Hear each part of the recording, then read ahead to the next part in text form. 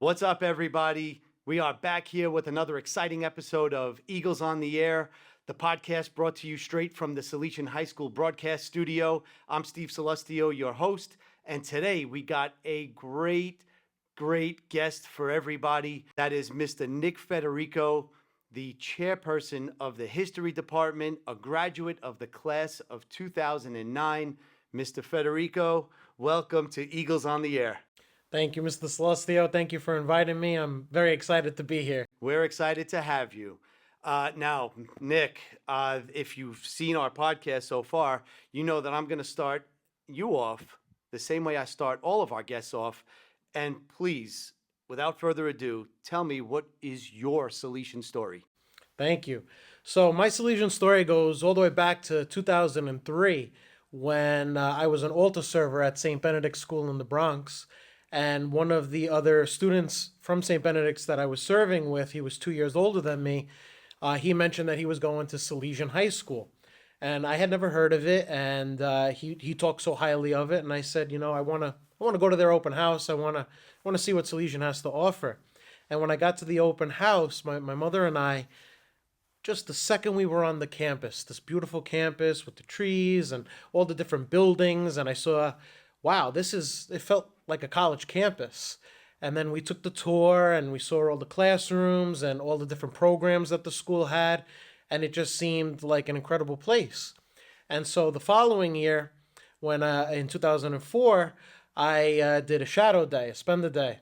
And I followed a student around and followed their schedule, and I got to go into actual classrooms. And I'll never forget Brother Manny's class. He's Father Manny now.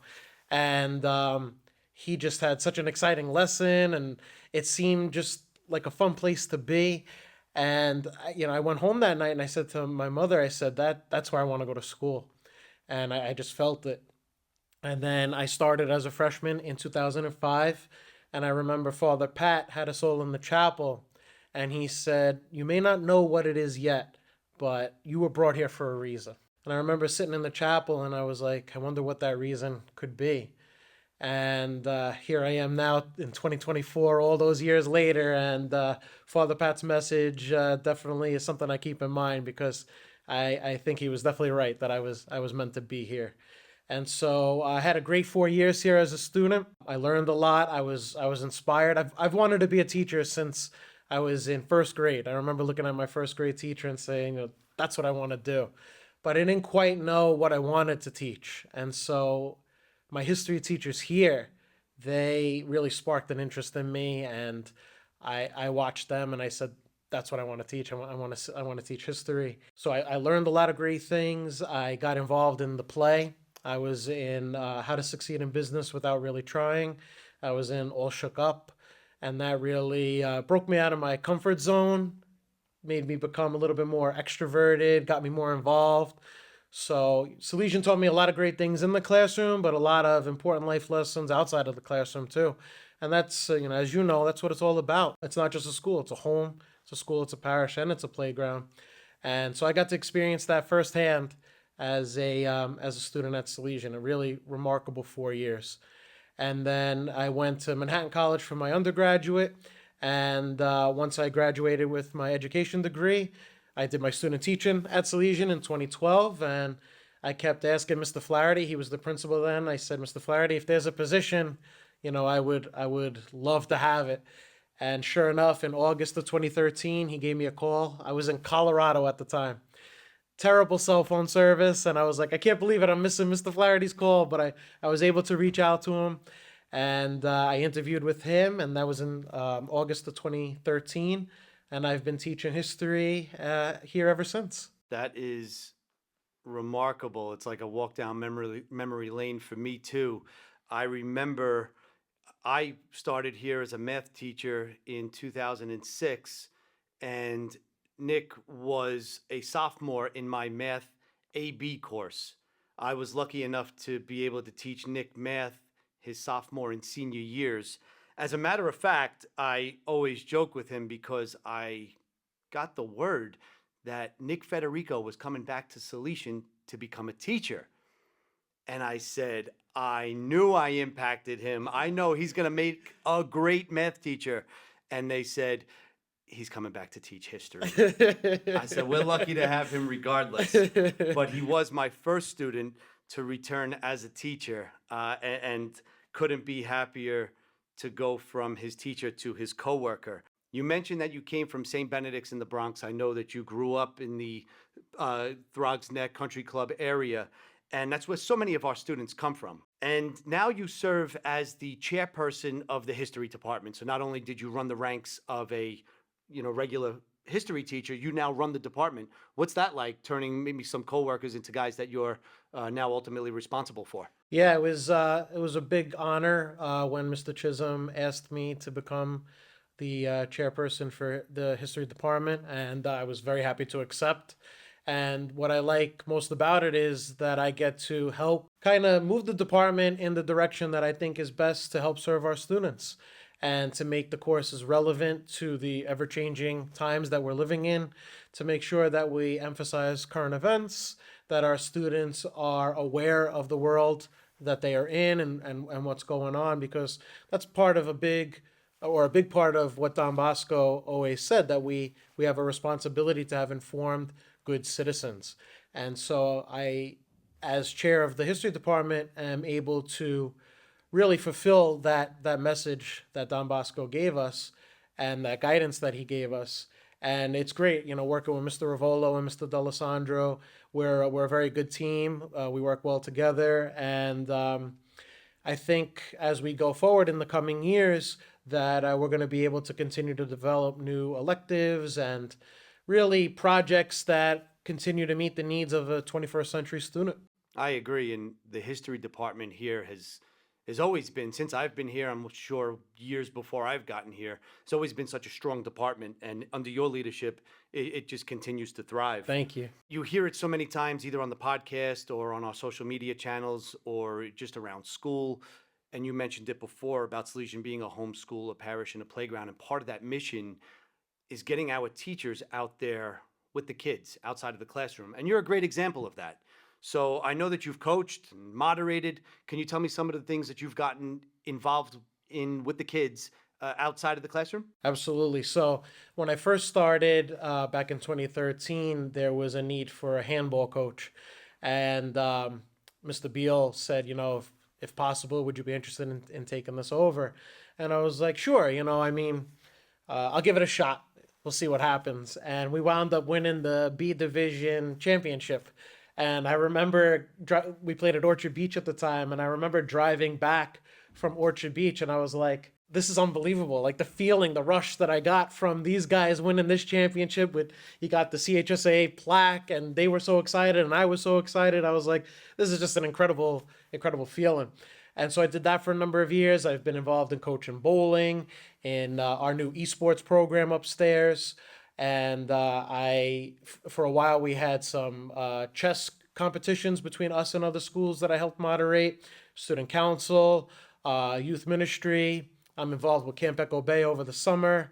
And another program that I'm heavily involved in as the program director is the Saturday Academy for 6th, 7th, and 8th grade students on Saturday mornings who are just interested in taking some courses and getting a feel for Salesian. So, I've always tried to be available and serve the school and the mission as best as I can whenever I'm needed. I think you're a great example of it. And when we're in meetings with the administrative team, we're always like, who can help with this? Who can help with that? And your name always pops up. We're like, we got to leave this guy alone. He's too busy. Now, I'm going to put you on the spot. You mentioned that handball team. I remember that handball team very well. And we've gotten a lot of comments on our social medias about this podcast. I've received a lot of emails from guys that have seen it. Could we shout out any standout players on that handball team? Oh, from throughout the years? Absolutely. Oh, definitely. We had James Barry, James Hart, Anthony Hart, Chris Hart, all the Harts, Frank Ramuno.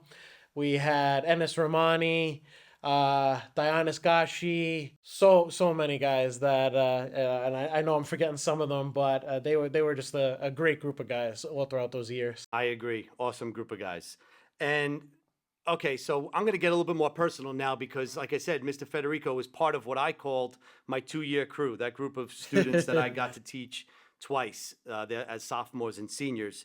And these guys, I mentioned it in podcast number 1, these guys delivered to me my proudest moment at Salesian High School when I was chosen as the 2009 Knicks graduating year, the 2009 Grand Marshal. And I am very interested to know, I've never asked you this before, what has your proudest moment been since working at Salesian? Just to throw it out there, I voted for you for Grand Marshal that year. He did tell me. I think I knew that. So I've had so many moments of pride throughout these years, and it's somewhat difficult to narrow it down. And if I had to pick, I would say that and I'm lucky, there's been a number of times where this has happened, but where a student comes back after graduating, or even while here, but it tends to happen after they graduate, they come back and they say, your class sparked an interest in me, and so now I'm pursuing that field. I'm pursuing history, or I'm pursuing teaching, or I'm pursuing politics. And, they'll say that it kind of all started from my class. And it's just a great feeling to hear that and to realize the influence, that a class can have on a student. And so, like I said, I'm lucky that's happened more than once. And it's just a real remarkable feeling for a teacher to know that you're being heard and that you are having a positive impact on the lives of your students. If I'm not mistaken, I want to shout you out because I believe you won an award about a year ago. Yes. Let's hear about it. Yeah, so I was lucky to receive an award back in 2021 for the 2021-2022 school year, and it was an award given to me for demonstrated excellence in teaching social studies in the Lower Hudson region. And yeah, it was an honor to receive it. I know I was nominated by Mr. Chisholm, and I got to go and receive the award in person, and it was kind of like a little bit of a celebration of myself and other teachers in the area who they felt really gave a lot to the field of social studies. It really is amazing because it's not everybody that gets the opportunity to take home an award like that and get that kind of recognition. I don't even have to tell the students that you've taught or the students that are here that you're teaching how lucky they are to have you. To go into the classroom every day, I always applaud you for how well decorated your classroom is and the amount of energy Mr. Federico brings to the classroom. You're the example when I speak to these 8th grade students about guarantees I can make them when they come to Salesian. You're going to get teachers who care. You're going to get teachers who are enthusiastic. You're going to get teachers who are knowledgeable, they're knowledgeable in their subject areas especially.